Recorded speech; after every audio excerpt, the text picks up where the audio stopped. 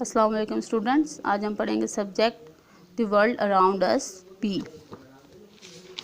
Book open करेंगे, first lesson पढ़ेंगे। My body, point to the parts of body and name them.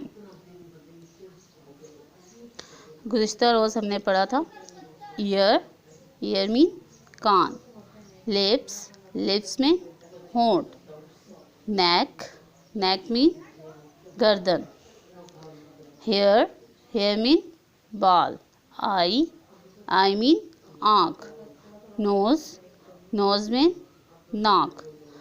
आज हम पढ़ेंगे आर्म, आर्म मीन बाजू, माउथ, माउथ मीन मुंह।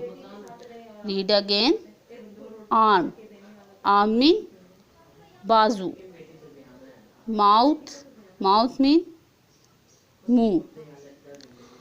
आपने सिर्फ पार्ट्स ऑफ बॉडी के नेम्स याद करने हैं, स्पेलिंग याद नहीं करना।